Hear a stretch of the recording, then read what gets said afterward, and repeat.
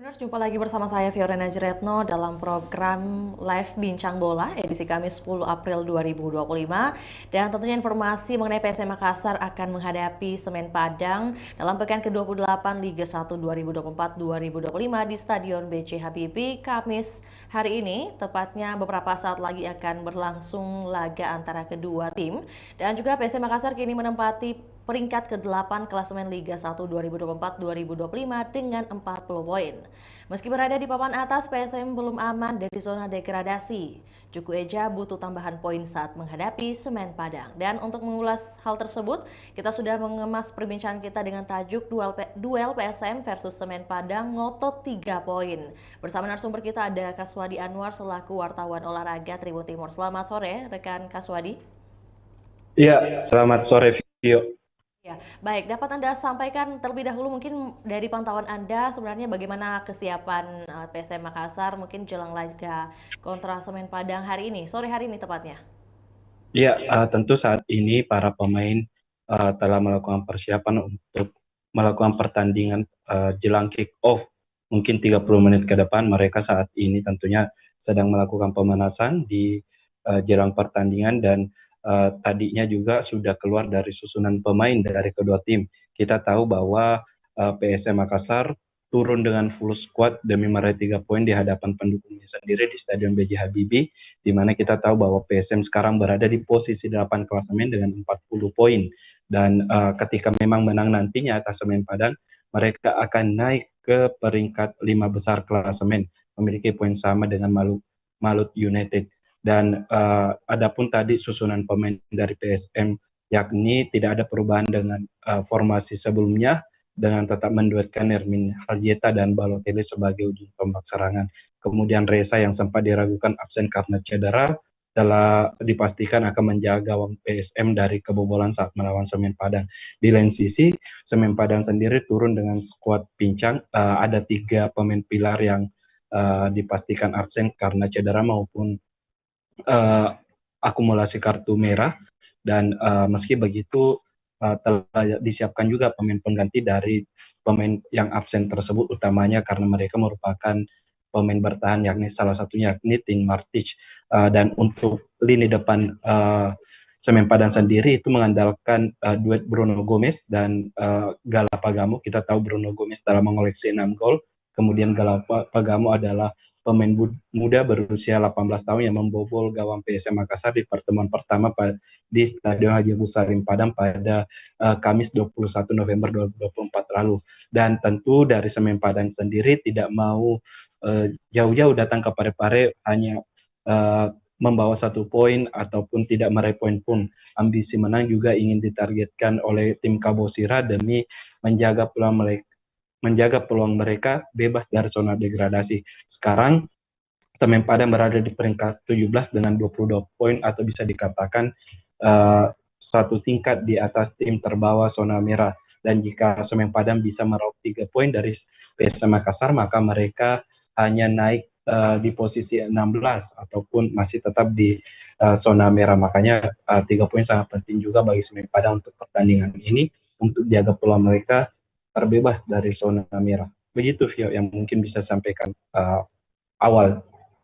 Oke, baik. Rekan Kaswadi, mungkin lanjutan dari yang sudah Anda sampaikan, berarti hingga saat ini dapat Anda sampaikan juga perjelas mungkin kepada Tribuners, apakah pelatih PSM Makassar kemudian melakukan rotasi atau tetap mengandalkan line up inti nih? Dan mungkin secara taktik apa yang bisa diharapkan dari skema permainan yang dilakukan dalam laga ini? Ya, kalau kita melihat komposisi pemain PSM Makassar sendiri, sebenarnya uh, line up yang diturunkan ini hampir sama dengan beberapa pertandingan sebelumnya, khususnya di Liga 1 2024-2025. Namun yang membedakan adalah dari skema yang dimainkan, di mana jika sebelum-sebelumnya PSM Makassar bermain dengan formasi 4-1-4-1 ataupun 4-3-3, namun kali ini mereka bermain dengan 4-4-2, di mana Reza di bawah Mister Gawan, kemudian 4 benteng pertahanan diisi oleh Yuran Alosioneto, kemudian Syahrul Lasinari dan Victor Luis. Yang terlihat berbeda di formasi PSM kali ini yakni di lapangan tengah, di mana biasanya PSM Makassar mengisi Akbar Tanjung sebagai pemutus serangan dan Latir Fal maupun Daisuke atau Daisuke dengan Ananda Rehan duetkan menjadi pengatur ritme permainan di lapangan tengah. Nah, di sini di line up kali ini lawan Semen Padang, Bernardo Tavares hanya menduetkan Daisuke Sake dan Akbar Tanjung sebagai pengatur dan penyeimbang lini tengah. Justru mereka memperkuat di sektor sayap dengan memainkan Rizky Eka dan Victor Detan sebagai penyokong dari lini tengah. Kemudian di sisi sayap sendiri, kemudian ada kemudian di lini serang itu ditandemkan Nirmin Haljeta dan Balotelli. Kita tahu bahwa dua striker ini cukup tampil menjanjikan dan sudah mengemas sekitar 11 gol dari total dari dua pemain ini. Di situ mungkin titik perbedaannya jika sebelum-sebelumnya mengandalkan satu striker juga dan menumpuk mungkin agak renggang di lini tengah, kini menumpuk pemain di lini tengah dan memakai dua striker. Begitu, Vio. Kan Kak Sodi, berdasarkan pengamatan Anda mungkin atau juga pembacaan dari formasi yang akan digunakan PSM Makassar, apakah Anda melihat PSM Makassar akan bermain ofensif sejak menit awal atau mungkin sedikit cenderung berhati-hati nih?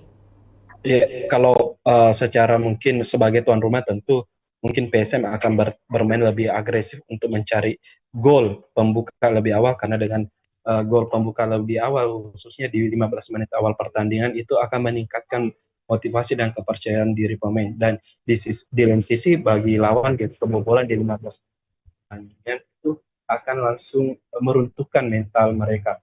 Kita tahu bahwa PSM akan didukung ribuan supporternya, tentu dengan taktik 4-4-2 yang disiapkan oleh Bernardo Tavares dengan dua lini serang cepat, Rizky Eka, kemudian Victor Detan, ditambah dengan dua striker yang dipasang di depan, pasti Bernardo Tavares akan bermain lebih agresif. Namun kita tahu bahwa selain bermain agresif itu PSM juga memiliki ritme permainan tersendiri ketika 15 menit awal cenderung menyerang, kemudian 15 menit kedua atau 30 menit kedua itu mereka akan lebih bertahan untuk mengatur ritme permainan. Itu juga sekaligus untuk mengatur stamina maupun fisik pemain agar tidak terkuras nantinya. Begitu, Vio. Rekan Kaswadi mungkin mengenai tim lawan, dalam hal ini Kabau Sirah, sapaannya dari Semen Padang sendiri, yang menjadi Ya. keunggulan mereka untuk hadir di tuan rumah Kota Parepare, seperti apa yang Anda amati?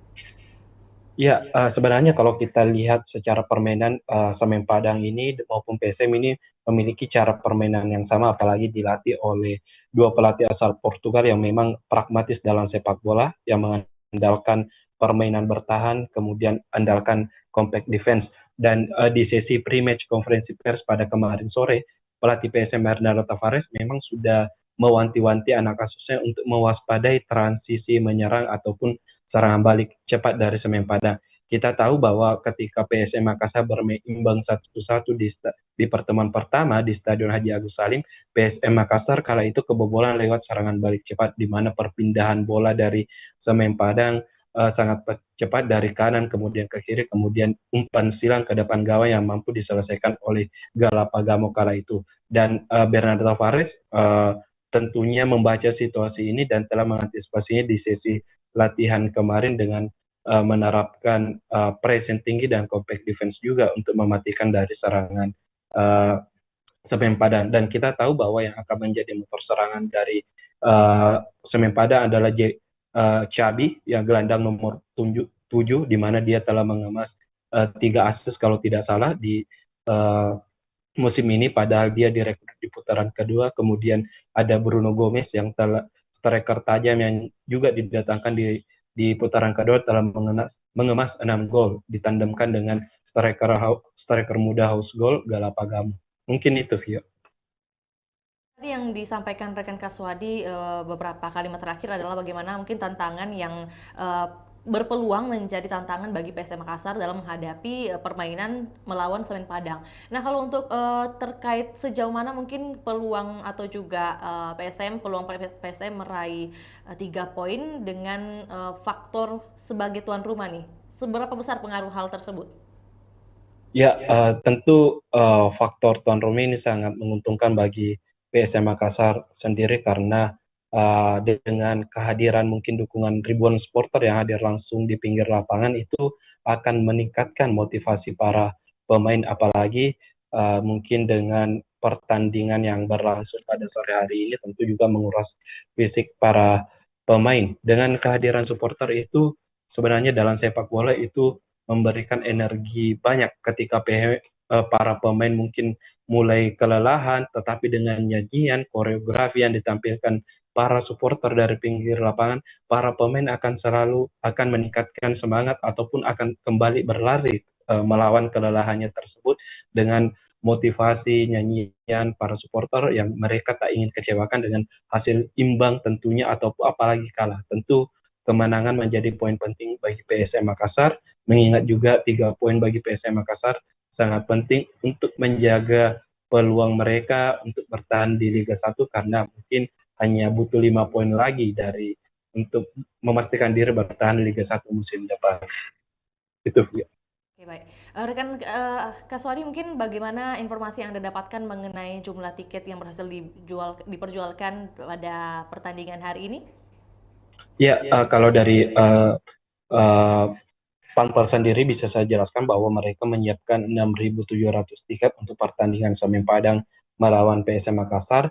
Namun jumlah tersebut terbilang menurun dari 2 pertandingan dilakoni PSM Makassar, baik itu di Liga 1 ketika melawan Persebaya sekitar 8.000, kemudian saat melawan Kon An Hanoy di Asian Club Championship di semifinal itu ada sekitar 7.100 lebih penonton, namun kali ini hanya 6.700 terjual dan untuk tiket sendiri sampai saat ini belum ludes terjual karena memang dari Panpel sendiri mengatakan bahwa untuk laga ini sangat antusiasnya sangat berkurang, penyebabnya karena berlangsung di hari kerja, kemudian bukan di akhir pekan, ditambah lagi bermain di sore hari.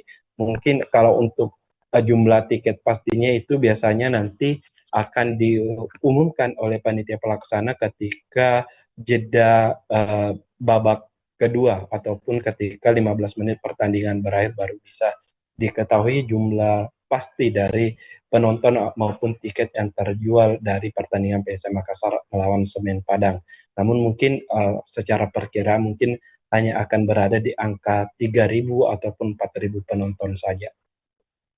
Berarti untuk menaikkan semangat para supporter yang mungkin nanti menyaksikan secara virtual, rekan Kaswadi, diprediksi, mungkin menurut rekan Kaswadi yang diprediksi menjadi game changer dari kedua tim, masing-masing tim itu ada siapa saja?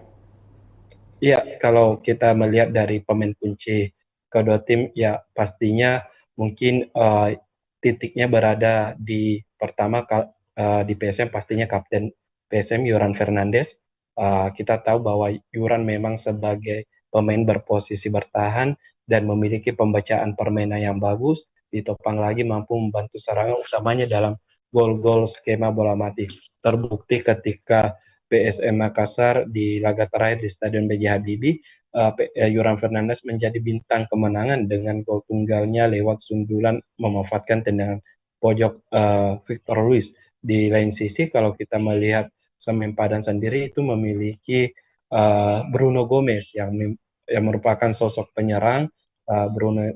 Bruno Gomez ini cukup tajam dengan 6 gol yang telah ditorehkan musim ini meski baru direkrut di putaran kedua. Tentu adaptasi Bruno Gomez dengan uh, sepak bola Indonesia ini cukup bagus, ditambah lagi dengan pergerakannya yang cukup dinamis, dipastikan akan merepotkan mungkin lini pertahanan dari PSM Makassar.